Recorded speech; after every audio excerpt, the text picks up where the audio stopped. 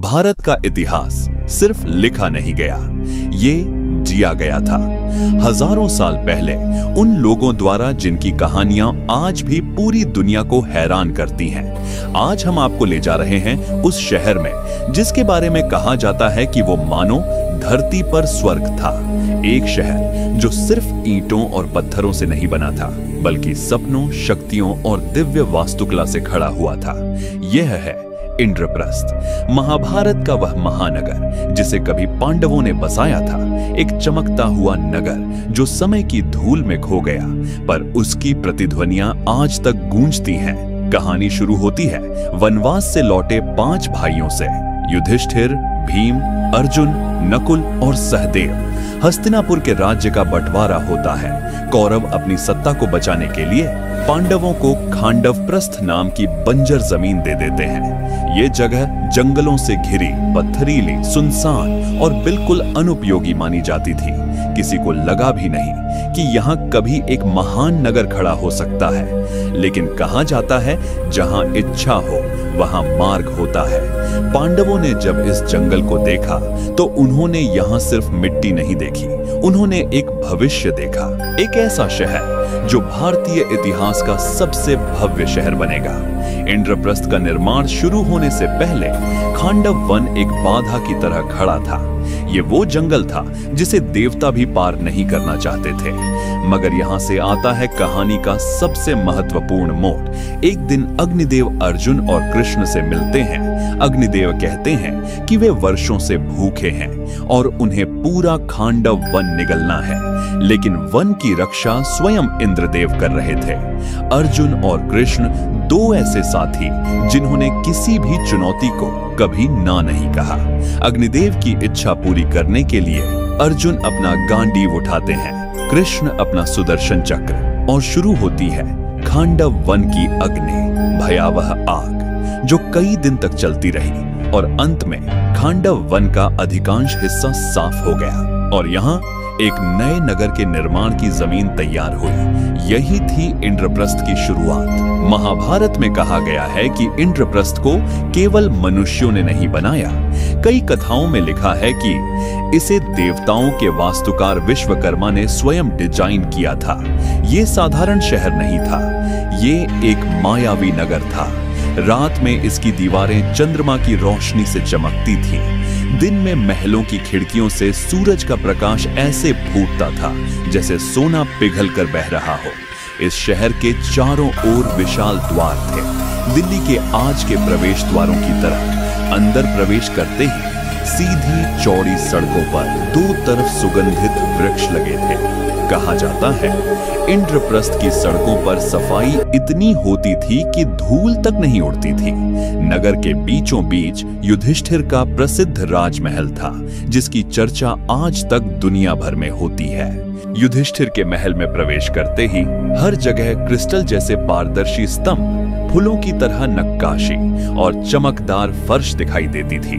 ये फर्श इतना साफ और चमकदार था कि दुर्योधन जैसे लोग भी धोखा खा जाते थे।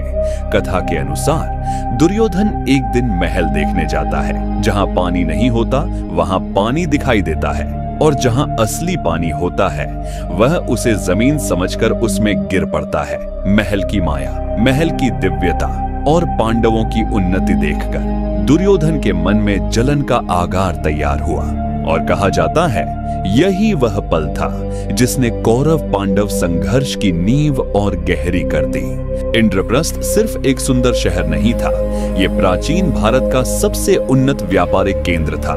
यहाँ दूर दूर से व्यापारी आते थे। सोना, चांदी, रेशम और मसाले के बाजार थे। शहर के 3 बड़े बंदरगाह थे। कला, संगीत और संस्कृति का केंद्र था। कहा जाता है कि इंद्रप्रस्थ में कोई भिखारी नहीं था, हर घर संपन्न था। सड़कें चौड़ी थीं, बाजार सजे रहते थे, नगर रक्षकों के प्रहरी सदैव खड़े रहते थे। राजमहल से बाहर आते ही एक भव्य सभा मंडप था जहां पांडव न्याय देते थे। इंद्रप्रस्थ का एक चमत्कारिक क्षेत्र था। मायावी सरोवर कहा जाता है कि यह झील इतनी स्पष्ट थी कि उसका पानी दिखाई ही नहीं देता था। लोग अक्सर ठोस जमीन समझकर उसमें गिर जाते थे। इसके पास एक जल महल था जिसकी दीवारें चांदी जैसी चमकदार थीं और रात के समय यह महल पानी पर ऐसे चमकता था जैसे चंद्रमा धरती पर उतर आया हो। यही विशेषताएं इस शहर को उस काल की सबसे आधुनिक नगरी बनाती थी। अब आता है सबसे बड़ा सवाल, क्या इंद्रप्रस्थ सच में था? और अगर था तो कहां? पुरातत्वविदों का मानना है कि आज का पुराना किला ओल्ड फोर्ट दिल्ली वही जगह है जहां कभी इंद्रप्रस्थ बसा था।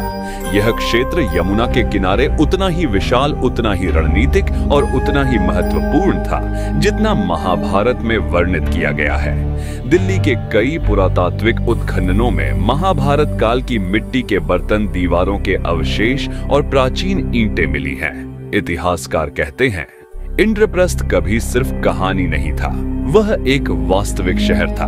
इंद्रप्रस्थ की समृद्धि, पांडवों की शक्ति और उनकी लोकप्रियता कौरवों को असहनीय लगने लगी। फिर आया जुए का कुख्यात खेल, धौत क्रांति, कौरव पांडव संघर्ष और अंततः महाभारत युद्ध के बाद कहा जाता है कि इंद्रप्रस्थ वीरान हो गया, शहर टूट गया, लोग बिखर गए और समय की धूल में इसके निशान धीरे धीरे खोते चले गए। आज हजारों साल बाद जब वैज्ञानिक और इतिहासकार नई तकनीकों से इस क्षेत्र को स्कैन करते हैं तो जमीन के नीचे एक विशाल प्राचीन बसावट के संकेत मिलते हैं। क्या ये इंद्रप्रस्थ के अवशेष हैं? क्या सच में यहाँ कभी युधिष्ठिर का महल खड़ा था? क्या दुर्योधन उसी जगह गिरा था जिसे आज हम पुराना किला कहते हैं? शायद। हमें अभी बहुत कुछ जानना बाकी है, लेकिन एक बात तय है, कहानियां सिर्फ कहानी नहीं होती। कुछ कहानियां इतनी सच्चाइयां छिपाए होती हैं जो समय के साथ फिर उभर आती हैं। इंद्रप्रस्थ आज भले ही मिट चुका हो, लेकिन उसकी गूंज आज भी दिल्ली की हवा में महसूस होती है। जब भी यमुना किनारे हवा चलती है, ऐसा लगता है जैसे इतिहास हमें पुकार रहा हो कि कभी यहाँ एक स्वर्ग जैसा नगर खड़ा था। धरती पर देवताओं की नगरी इंद्रप्रस्थ